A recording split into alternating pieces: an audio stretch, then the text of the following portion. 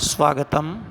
नीति शतक का सबसे अंतिम चरण, अंतिम 4 पद्य बचे हुए हैं। इसके साथ ही आज नीति शतक समाप्त हो जाएगा। भर्तृहरि इस पद्य में कह रहे हैं कि वास्तव में वही धीर मनुष्य है जो इन 3 से बच करके अपना जीवन इस संसार में चलाता है और तीनों लोगों को जीत लेता है। कांता कटाक्ष विशिखा न लुनन्ति यस्य चित्तं न निर्दहति कोपकृशानुताप कर्षन्ति भूति विषयाश्च न लोभपाशै लोकत्रयं जयति कृत्सनमिदं स धीर।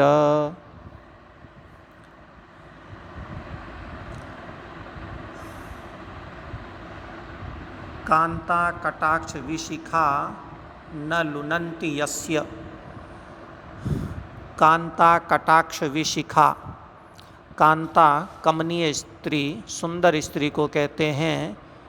तो सुंदर स्त्री के कटाक्ष रूपी, चितवन रूपी विशिखा बाण यस्य न लुनन्ति, जिसको नहीं बींध पाते हैं, जो तरुणी स्त्री के कटाक्षों से घायल नहीं होता है।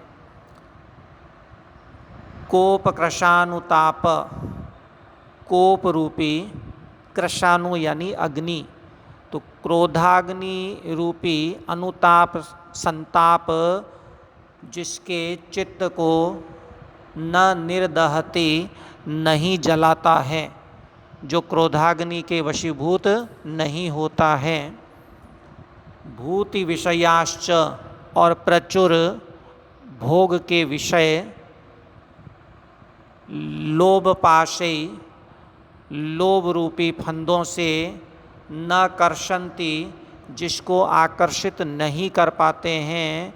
सधीर, वही धीर मनुष्य, सच्चा धीर मनुष्य।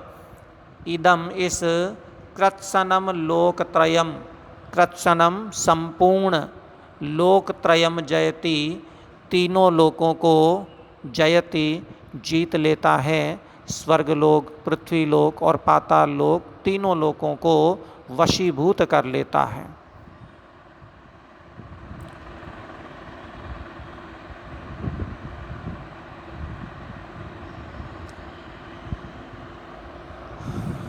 पूर्व छंद में वसंतिल का प्रयोग में लिया गया था। अब अनुष्टुप छंद। एकेनापि हि शूरेण पादाक्रांतं महीतलं क्रियते भास्करेणेव स्फार स्फुरित तेजसा। स्फार स्फुरित तेजसा, विस्तृत और स्फुरित तेज वाले भास्करेण इव, सूर्य के समान। एकेनपि ही सूरेण, एक ही वीर के द्वारा, एक ही शूरवीर के द्वारा। महीतलम, इस महीतल को, इस भूतल को, इस पृथ्वी को पादाक्रांतम क्रियते, पादाक्रांत कर दिया जाता है। सूर्य के पक्ष में किरणों से व्याप्त और वीर के पक्ष में चरणों से व्याप्त कर दिया जाता है, चरणों के अधीन कर दिया जाता है।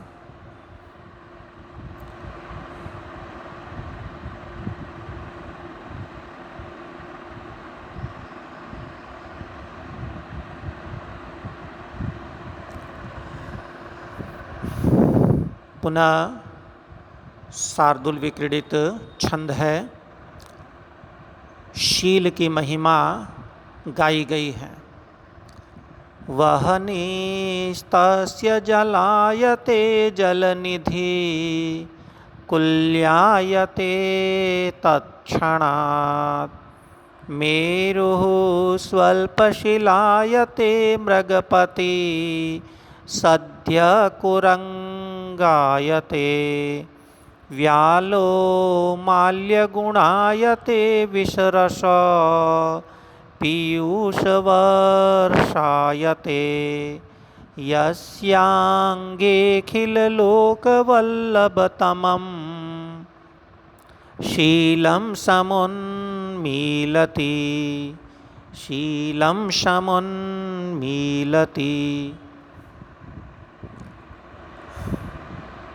यस्य अंगे जिसके शरीर में अखिल लोक वल्लभतमम शीलम संपूर्ण लोकों के लिए वल्लभतमम प्रियतम शीलम शील सदाचरण समुन्मीलति प्रकाशित होता है। वह्निस्तस्य जलायते वह्नि अग्नि तस्य उसके लिए जलायते जल जैसा आचरण करती है। जलनिधि समुद्र तत्क्षणात उसी क्षण कुल्यायते छोटी नहर जैसा आचरण करने लगता है। मेरुः सुमेरु पर्वत उसके लिए स्वल्प शिलायते छोटी सी शिला बन जाता है, छोटी सी चट्टान बन जाता है। मृगपति सिंह सद्य शीघ्र कुरंगायते कुरंग जैसा व्यवहार करता है, मृग जैसा व्यवहार करने लगता है, हरिण जैसा व्यवहार करता है। व्यालः माल्य गुणायते सर्प माल्य गुणायते माला का गुण बन जाता है, धागा सूत्र बन जाता है। और विष रस और विष हालाहल वो पीयूष वर्षायते पीयूष की तरह आचरण करता है, अमृत की तरह आचरण करता है। कब यस्य अंगे जिसके शरीर में अखिल लोक वल्लभतमम शीलम संपूर्ण लोकों के लिए वल्लभतमम प्रियतम शीलम शील सदाचार समुन्मीलति उन्मीलित होता है, प्रकाशित होता है।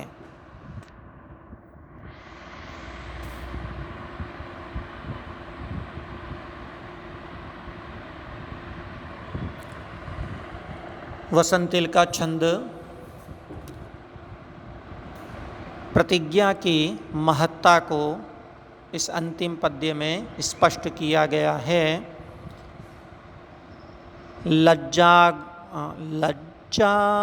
गुणो क्षम्यताम् लज्जा गुणौग जननीं जननीमिव स्वामत्यन्त शुद्धहृदयामनुव्रतमानां तेजस्विन सुखमसूनपि सन्त्यजन्ति सत्यव्रतव्यसनिनो न पुनः प्रतिज्ञाम्।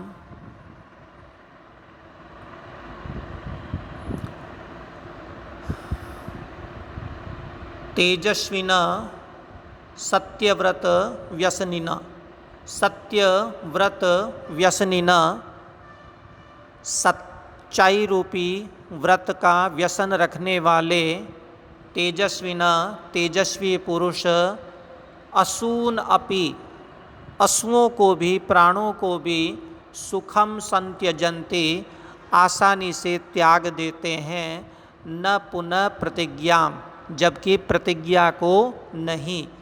कैसी प्रतिज्ञा को? लज्जा गुणौग जननीम लज्जा इत्यादि गुण समुदाय को उत्पन्न करने वाली, स्वाम जननीमिव अपनी जननी के तुल्य, तथा अत्यंत शुद्ध हृदयाम अत्यंत पवित्र हृदय वाली, अनुव्रतमानाम अनुसरण करने वाली,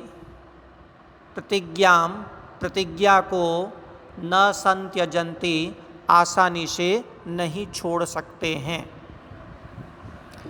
पुनः देखिए, सत्यव्रत व्यसनिन सत्य रूपी व्रत का व्यसन रखने वाले, तेजस्विन तेजस्वी लोग, असूनपि प्राणों को भी सुखम संत्यजन्ति आसानी से त्याग देते हैं। पुनः किंतु किंतु लज्जा गुणोग जननीम, लज्जा इत्यादि गुण समुदाय को उत्पन्न करने वाली, अत्यंत शुद्ध हृदयाम, अत्यंत पवित्र हृदय वाली, अनुवर्तमानाम, अनुसरण करने वाली, स्वाम जननीम इव, अपनी माता के समान, प्रतिज्ञाम, अपनी प्रतिज्ञा को न संत्यजन्ति, नहीं छोड़ते हैं। इति शम नीति शतक समाप्त हुआ। भर्तृहरि ने 3 शतक लिखे थे, उनमें से यह नीति शतक आपके पाठ्यक्रम में निर्धारित था, अब कंप्लीट हुआ। इससे संबंधित असाइनमेंट आपको अगली कड़ी में मिलेगा। धन्यवाद। पुनः मिलाम।